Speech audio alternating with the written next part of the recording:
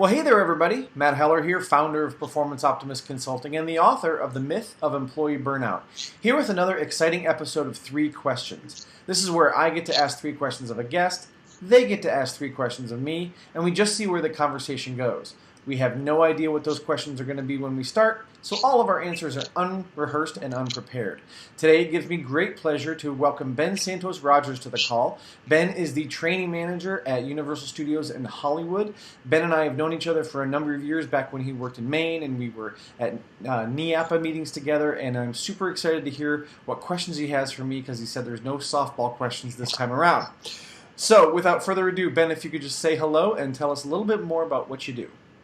All right. Well, first of all, thanks, Matt. It's an honor to be on the 3 questions format. Like Matt said, my name is Ben Santos Rogers. I am one of the training managers at Universal Studios Hollywood. And when I first joined here about a year and a half ago, I joined as a senior training specialist, primarily working with the main entry, parking, and guest relations venues. And then this past couple months ago, I was promoted to training manager, took on park services, administrative services, and the wardrobe facilities. Big part of my job is working with new hires in the onboarding process, as well as the trainers that will be leading them on their journey. We work on a team here that comes together to provide a train-the-trainer format, as well as working with the leadership in those departments to kind of consult on some of the different needs that they may have and putting together various segment trainings. And then also coming together again as a team to push forward with some of the company initiatives. Excellent, excellent. So you, with your promotion, you really got a lot more kind of under your belt, it sounds like. Yes, sometimes a little spread thin, but it's really great to really understand some of the inner workings of the new departments that I work with.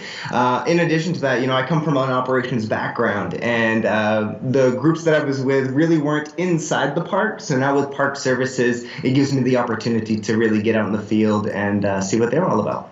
I bet you love that, though, being out in the field, in the park. Yeah, absolutely. It's the question that always comes up, is operations or learning and development, and it's really a toss-up. Both worlds have their pros and cons. Operations comes with a lot more hours and nights and weekends. So, from a family life perspective, that's not conductive to me at this point. In the future, maybe I gravitate towards there again, but really love what I'm doing right now. The development, the seeing these aha moments that happen with new hires and new trainers as well. It really kind of drives what I do here. Excellent, excellent. Well, thank you for that background. It sounds fascinating and excited to get to the questions. So, are you ready to get to your first question? Absolutely. All right, here we go. So, you now work at Universal, and you've worked at Funtown in Maine. So, kind of runs the gamut in terms of size and scope of facilities. So, I'd love to hear kind of your take on the similarities and differences, and specifically, when you went from Funtown to Universal, were there any preconceived notions that you had about working for one of sort of the big boys in the industry? And were those preconceived notions right or wrong? So just kind of talk about that, comparing. All right. Well, it really is 2 different worlds, but I was really shocked at the similarities. Maine, and specifically Funtown, that was a family-owned and operated business, and things operate very differently in family-owned and operated businesses. You were at NIAPA or at Canopy, you know how that works. The decision-making is quite the process.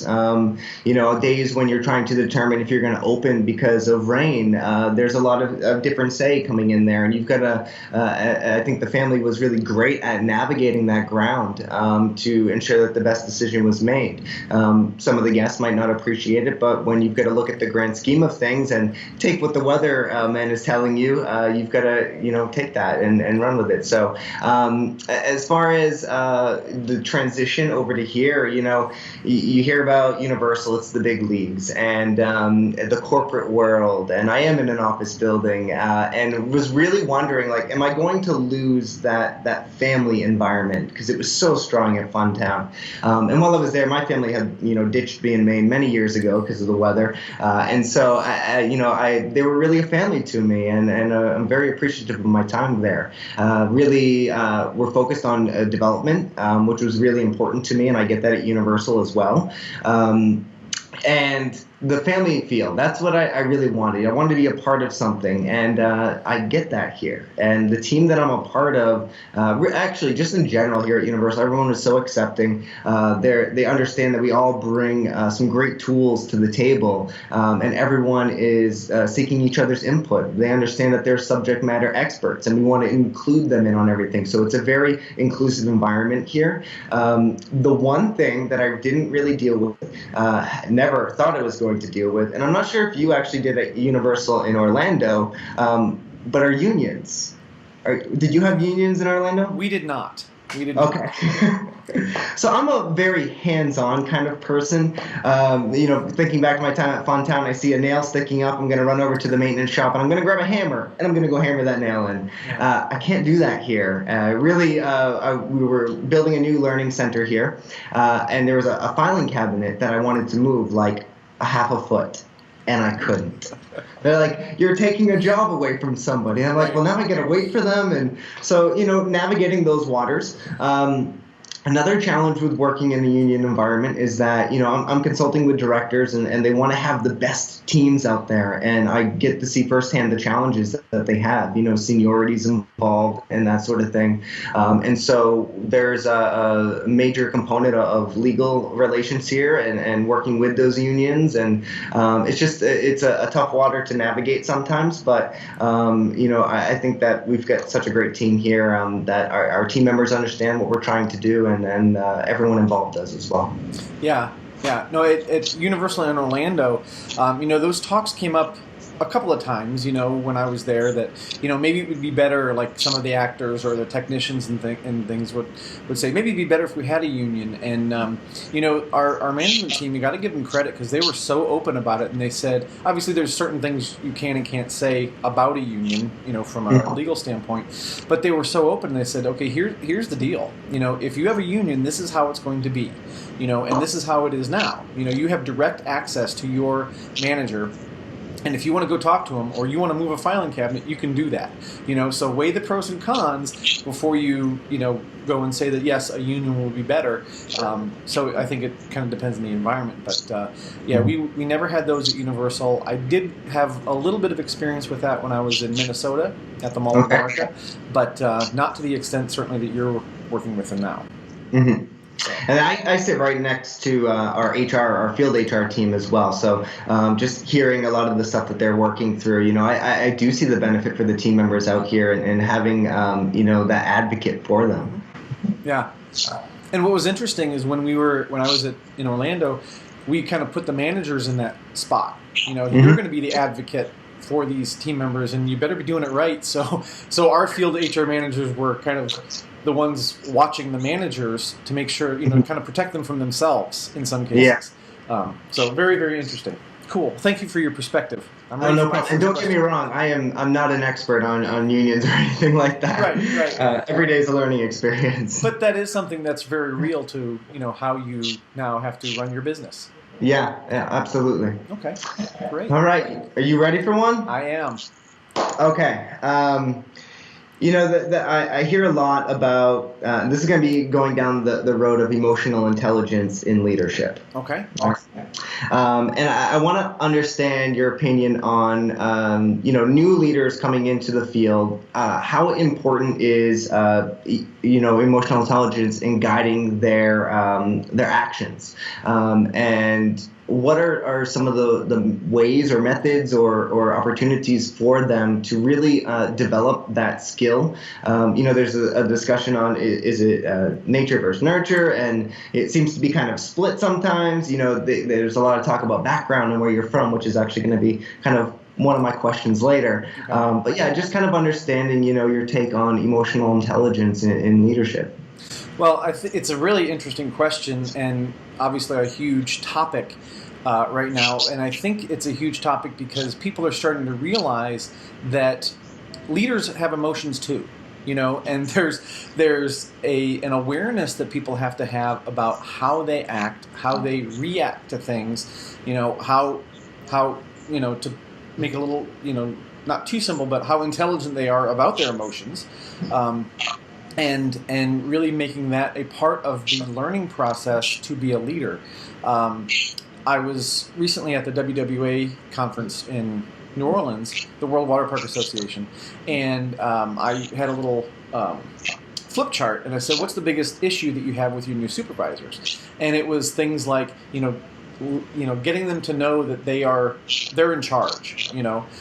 Separating friends from professional relationships, and those type of things that had nothing to do with the tactical things that we typically train a leader on. Okay, you're the leader. Here's how you do the schedule.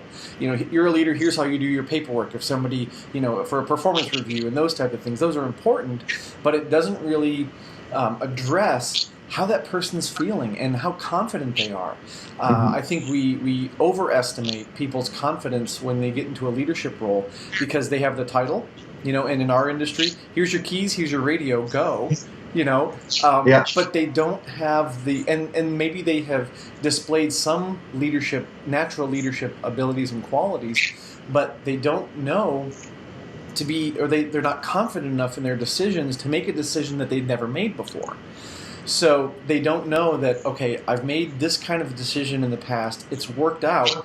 I can make this decision now, even though I've never technically made this actual decision before, if that makes sense. So that takes time. It takes experience. Again, one of the roadblocks that we have that I think a lot of places are trying to figure out how to overcome is the time that it takes to develop a leader and to develop the emotional intelligence that someone needs to be able to sit in a room with someone or approach them, out on a ride platform, or, have a one-on-one conversation with somebody that they know that they have the confidence that they're going to be able to get through it. And then they have the skills to do it, whether it's coaching or, resolving conflict or just listening. They may not have the confidence to know which one of those to use at which moments. So I definitely think that emotional intelligence is something we should be talking about in terms of how we develop leaders and not try to shortcut the process, because I think that's what we've done in the past. And some of it's operational, like you work in the operations world, you've got a short amount of time to get them up to speed and get them doing breaks on the roller coaster. But I think when you get into true leadership, it goes so much deeper than that. Yeah, absolutely. And, there's always this stigma of, well, you've got the experience. You've been here for X number of years. This is your role. That's for you. And really, you've got to, each and every day, I mean, this is what I did, is really just kind of look back on what happened that day, what transpired, what were my interactions like, what were the implications of my reactions to some of the situations. And over time, I really honed in on my understanding of my decision making and the governing of my emotions is really going to have a large impact. And one experience that I specifically go back to is at Funtown. There was a flying trapeze attraction, and it was actually one of my favorite attractions there because I spent an entire summer on it. But there was a gentleman that was one of our leads, and at Funtown, leads were really kind of supervisors and trainers all mixed into one. And he was down there, and he had done something. I don't really recall what it was, but it really kind of not really set me off, but I was pretty worked up about it. This is my first year in a management role there.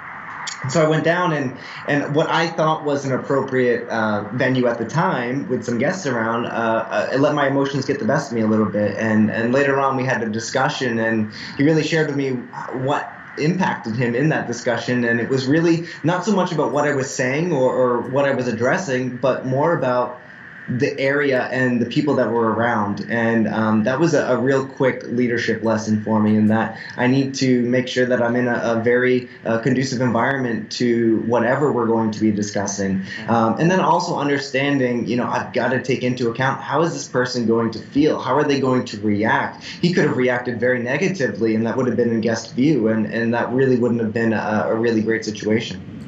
Right, absolutely. And it's amazingly lessons we can learn in a very, short time from someone who just says something or, does something or whatever, and then they're like, oh, I get it. Okay. I see what I did wrong. Yeah. Excellent. Good. All right. You ready for your next one? Yes. All right. So you clearly have a passion for training. This is something that you and I have talked about for years and years, I think as long as we've known each other. But you don't get to where you are as a training manager at a large company without some trial and error along the way, I'm sure. So I'd love to hear you talk a little bit about maybe some of your successes as a trainer, some of the things you've been, you feel really good about, but also some of the maybe the failures you've had and the lessons you've learned from those that you can take to make more successes.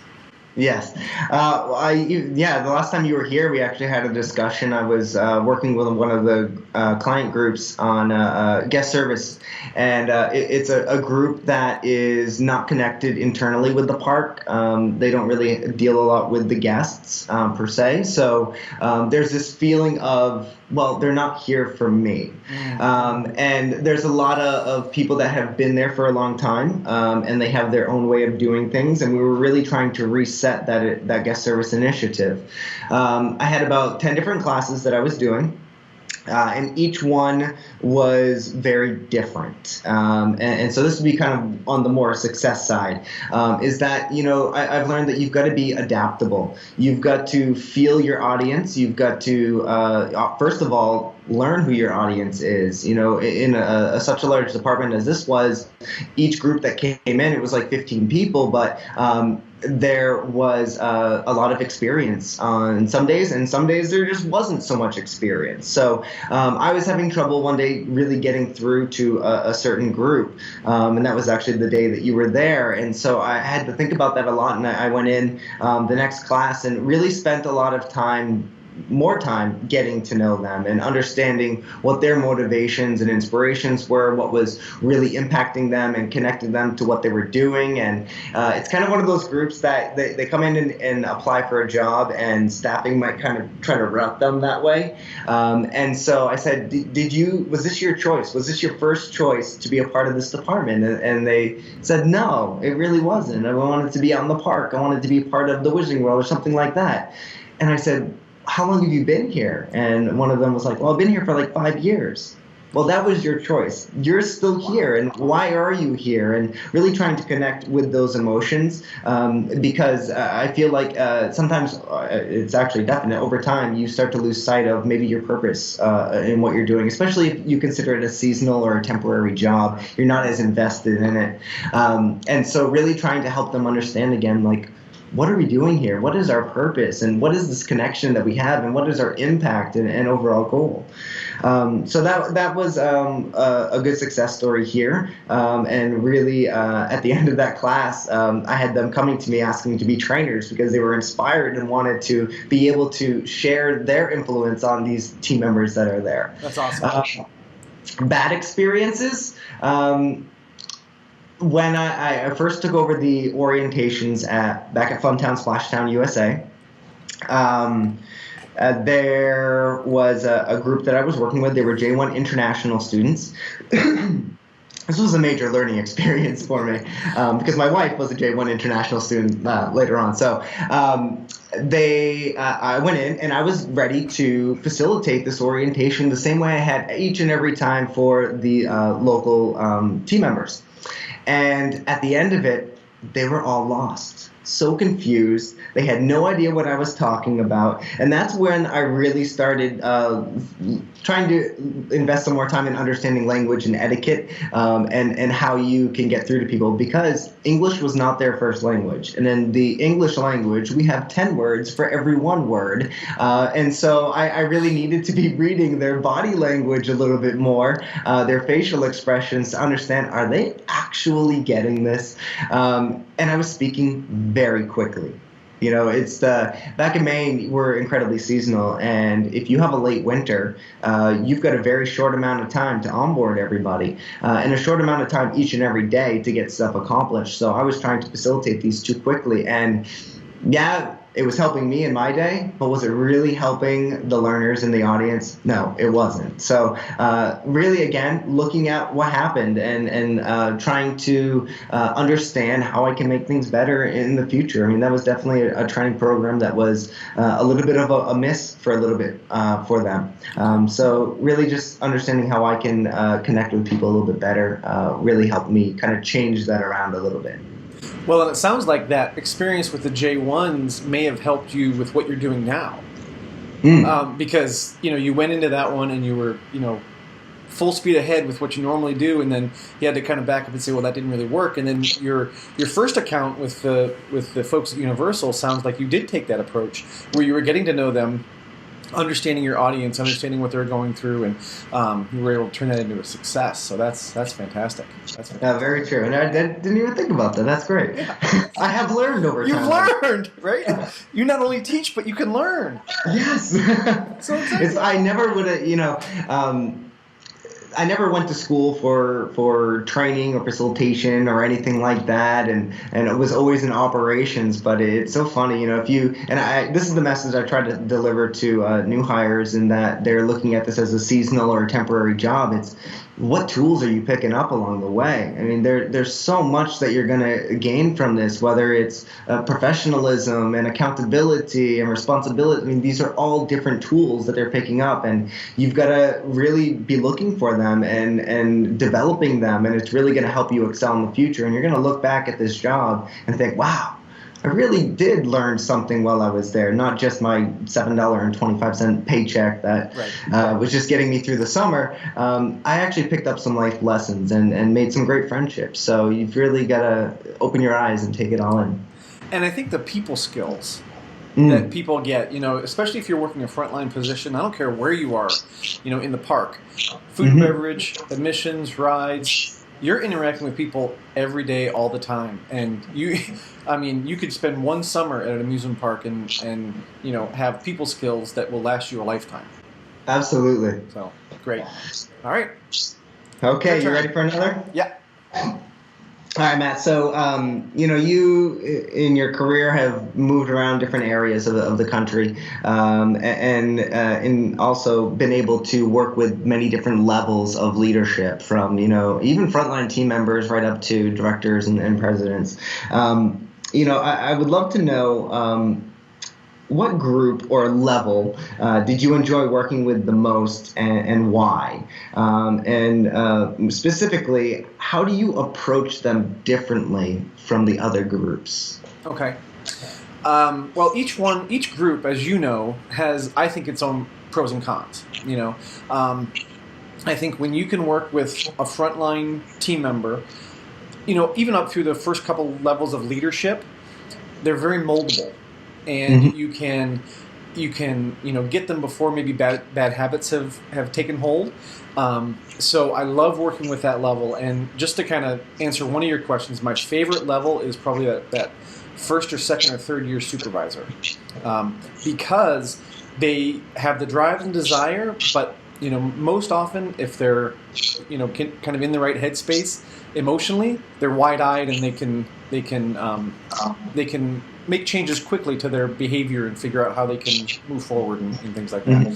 A close second to that, I think, would be sort of the next level managers, up through maybe directors and that level, because they've got the experience and they can kind of connect the dots a little easier than some other groups. Like with the frontline supervisors, there's a little bit more hand-holding when you're trying to get them to see, okay, this happened, then this happened, then this happened. Do you see how A equals B equals C? Well, with that other kind of higher level, those dots are connected a lot faster. That doesn't mean they see them as quickly, but if you point them out to them, they get it a little bit faster.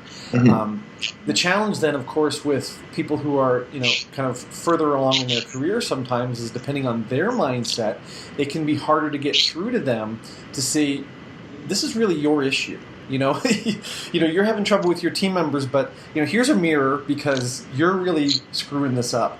And they can get so ingrained in what they're doing that they don't see that it's actually them. So that can be a bit of a challenge.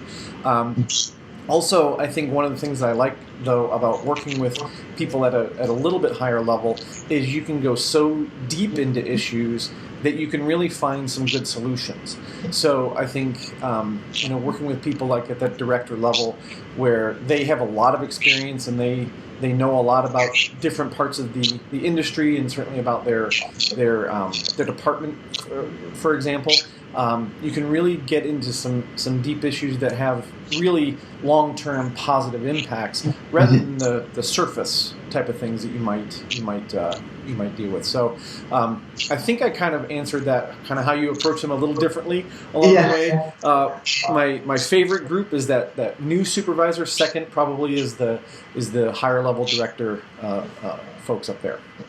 Great. Yeah. I love working with those new supervisors. And, going back to Funtown and being a part of NIAPA and getting the opportunity to bring them to the seasonal supervisor seminar, that really in the beginning was mostly you every year, which really worked out for NIAPA because you had family right there. So that was exactly. great. And you as well.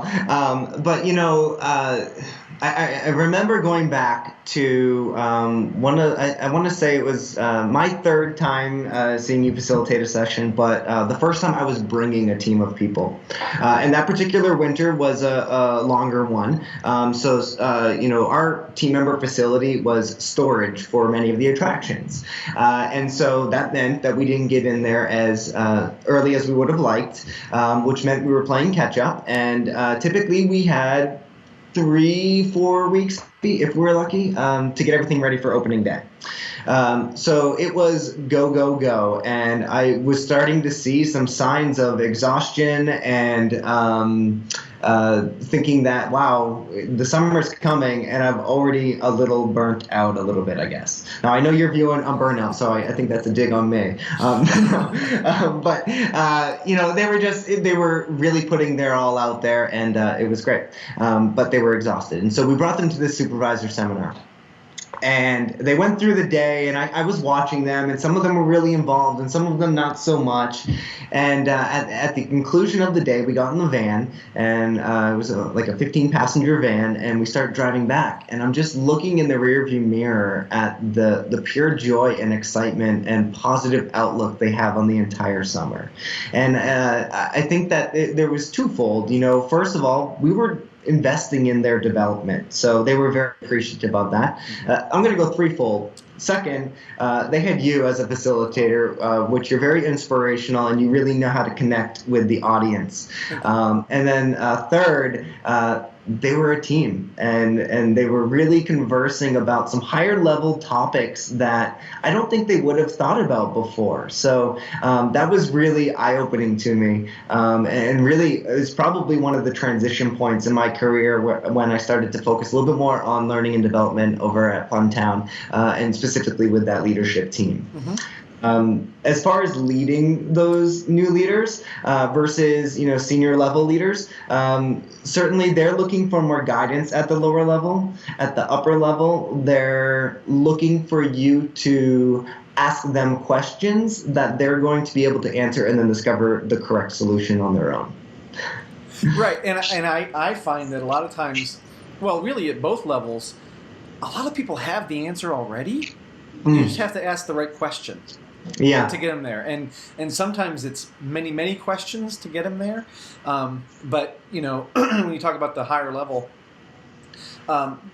there's so much thinking that goes on at those levels. You go from front line of doing things, and as you go up the ladder, there's more and more brain power that has to be engaged because you're not doing as much. You're not cleaning a toilet or selling a ticket. You're thinking about how to take care of the people who are doing those things. So, and how to be strategic and how to look 2 or 3 years ahead. And, so that takes a much different thought process and mindset.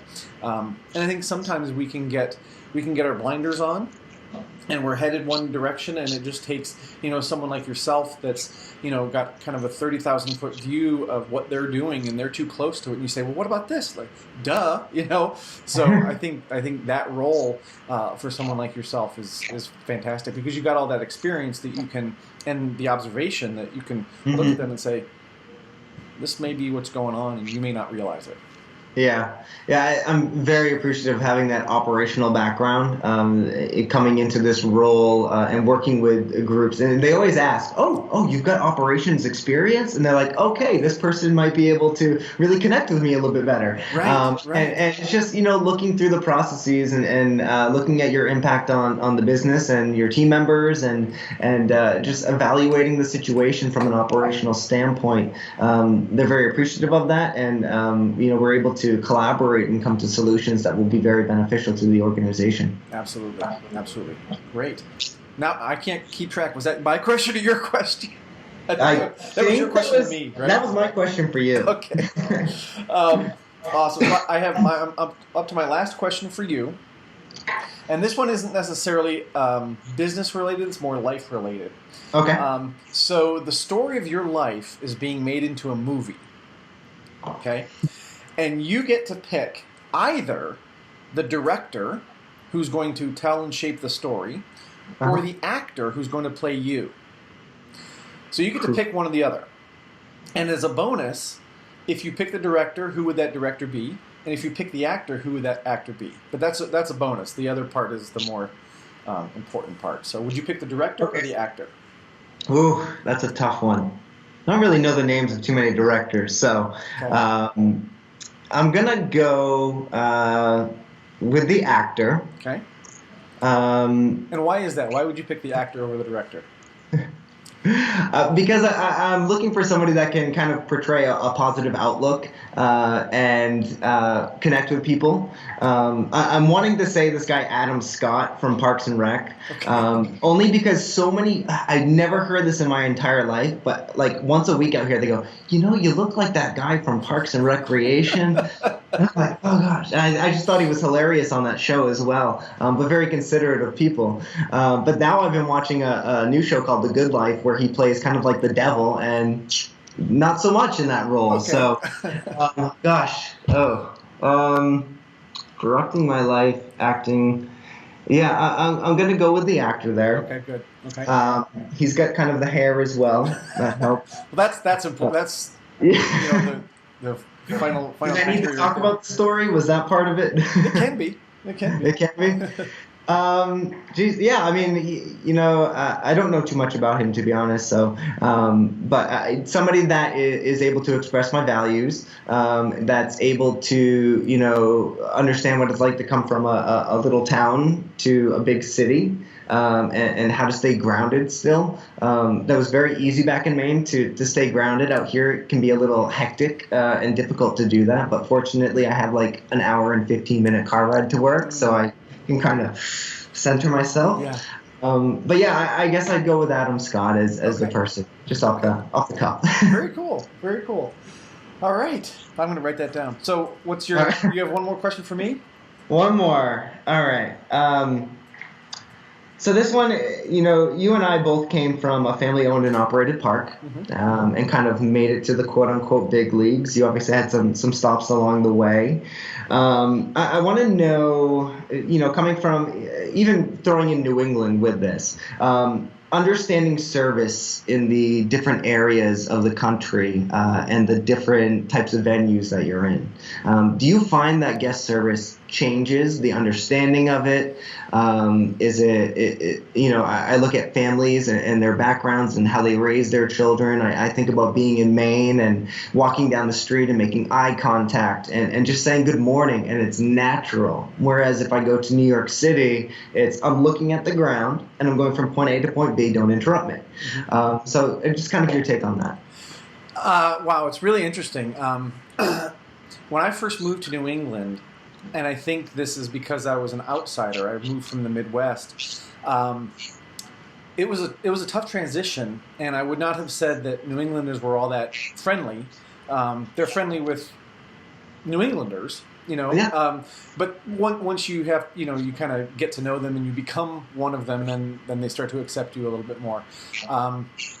So I would say that when I was at Canopy, I definitely saw sort of that hometown, homegrown feel with the cast members, as we called them at the time. But I still think there was an influence of the people around them that impacted the service that they provided. So, and as I heard you kind of describe the question, it was kind of a couple of different things. So there's the outward hospitality toward another human being, as you're walking down the street and making eye contact, versus the service that you're getting from a service professional, right? Mm-hmm. So, and you mentioned New York City. Some of the best service I've gotten has been in New York City, from restaurants and, hotels and things like that, where that just must be ingrained in them from, their training and their onboarding and hiring the right people and, all those type of things. And maybe they've been doing it for a long time. I think those things definitely contribute. And like I said, some of the best service I've gotten is there. Then you go to some place like Minnesota. I spent 3 years in Minnesota at Camp Snoopy and at Valley Fair. And there's something in that region of the country called Minnesota Nice. And people are just really, really nice and a little bit like New England, just kind of down home. And so if someone from the outside are accepted a little bit more quickly, for that, just kind of on the street hospitality. But then when you get into the inner workings of the park, you still have people that get burned out, and you still have people that get frustrated, and the emotions are flying. So sometimes that has more of an impact on the service than their niceties. Maybe they're a little more patient, but right. they still have all the same emotions that everybody else does. And then I spent some time in Connecticut, a very short period of time in Connecticut, and I think those folks, because it was so close to Hartford and so close to New York City from a hospitality standpoint, those folks were a little more hardened, but they're very nice. Some really, really nice, caring people that live there. And then in Orlando, I've kind of found the same thing. So I don't know that I can make a strong case for one region has better service than another. I think you still have the same influences that need to be there from a business standpoint. Great leadership. I thought the question that you asked that one team, is this really what you were hired for or what you wanted to do here?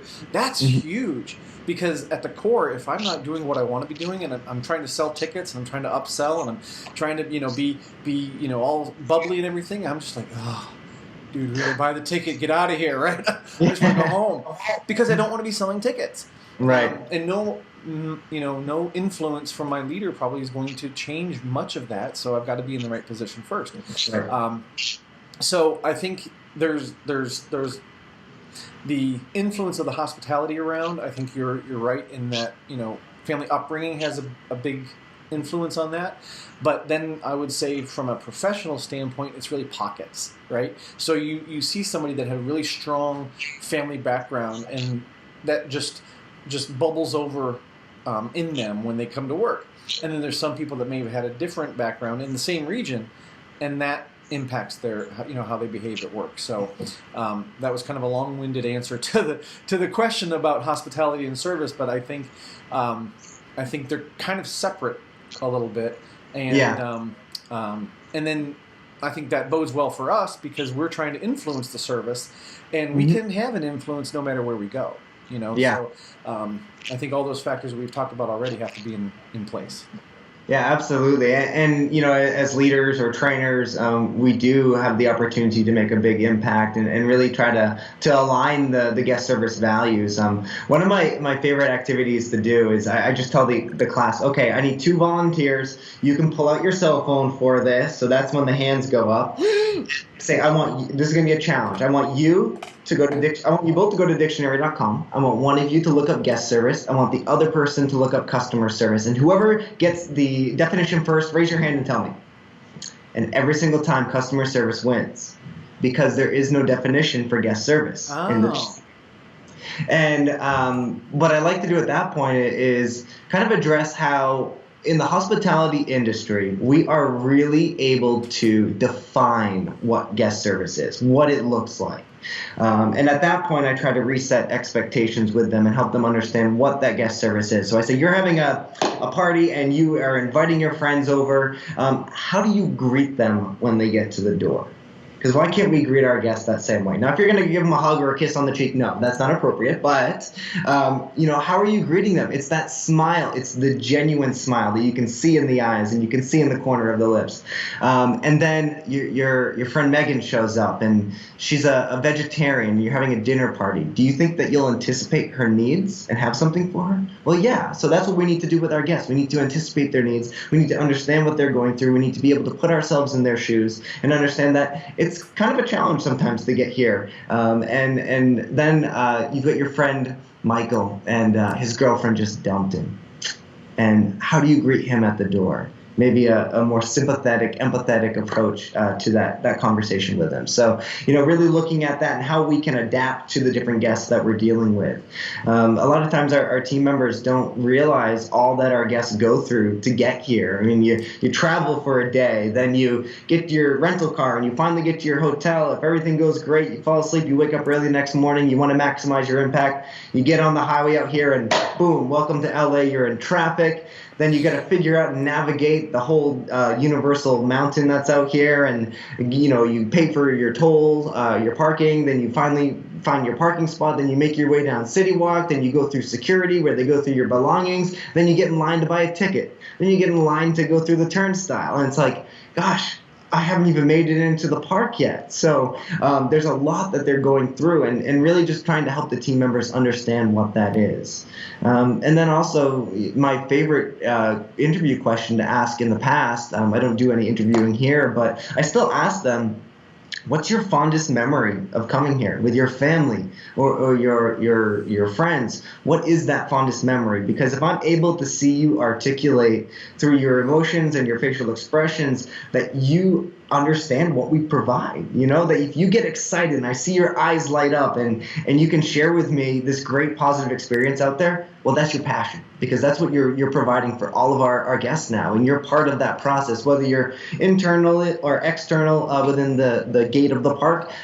You are part of that process, and you can make an impact. So how are they going to remember you at the end of the day? Yeah. Are you adding value to their day? Because if you add value to their day, you're adding value to your day immediately. Well, now I'm inspired. I want to go to work. Yeah, that was awesome. That was awesome, and I love that looking up the definition of guest service. I love that. It's awesome. You can steal it because I steal a lot of your stuff too. I did a training session the other day with new trainers and talking about the duh moment is sometimes an aha moment. I thought that was fantastic. Oh, thank you. I probably stole that from somebody else. I don't Okay. That's why I didn't put a little, quote there. But so actually, while you were talking, I was also thinking of, all the things you talked about that are important to guest service, and it reminded me of when I was actually in Colombia in South America, and I know you're familiar with that part of the world. Yes, yeah, my wife is familiar. But it was interesting because I was brought down there to do a customer service session. How do you get people in your parks and FECs to provide great customer service? And nowhere else in the world did I feel more of a disconnect, because the people down there were some of the nicest, warmest, most hospitable people I'd ever met. And they're having trouble with customer service. So there's a strategic part of customer service, which is what you just talked about, all those things that we have to think about, that you don't think about from a professional standpoint, if, just from a, family standpoint or hospitality standpoint, you may not think about how to make that happen on a professional level. So, it's really interesting that you can have all these hospitable people, but they don't know how to provide customer service. They're not exactly linked as much as we thought they'd be. So there's a big disparity in Colombia, between the lower class and the upper class. There's really not so much of a middle class. Colombians are incredibly passionate people, and they're very family oriented, and I think that's a big part of it too. But they really are some of the most passionate people, and I think that really bodes well from a guest service, customer service standpoint. But I think that when you're dealing with the two different groups twining with each other and working together, it can be difficult sometimes. I think that there's these preconceived notions or conceptions about how these interactions will go, and even we get that here sometimes. But team members think this is how it's going to go, so this is how we're going to react to it, and you really just got to be open to good communication and providing the best service that you can, and just adding value where you can. Absolutely, absolutely. I remember talking to one of the participants after my presentation, and they were, kind of asking me some follow-up questions in English, luckily. And they said, well, how do we do this, and blah blah blah. And I said something like, you're a nice person. He said, yeah. You treat people well. Yeah. You welcomed me with open arms. Yeah. I said, do that. That's what you want to do, and then get your other team members to do it too. But I mean, that's customer care. That's hospitality. That's what we're shooting for. So excellent, excellent, very good. So was that all the questions? It seems like I have one more actually. Oh, you do? Okay, go ahead. This is a softball. Oh, okay. But I just love to have an understanding around these Facebook pictures that I see of you and your friends taking pictures of your socks.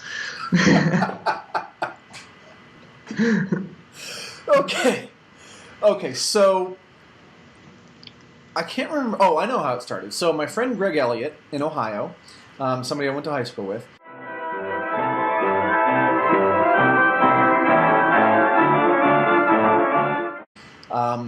He posted a picture, I don't know how long ago, a year ago, 6 months ago, of these old ratty sneakers that he wears when he went, he flies someplace. He's like, comfortable sneakers, just a random picture of those sneakers.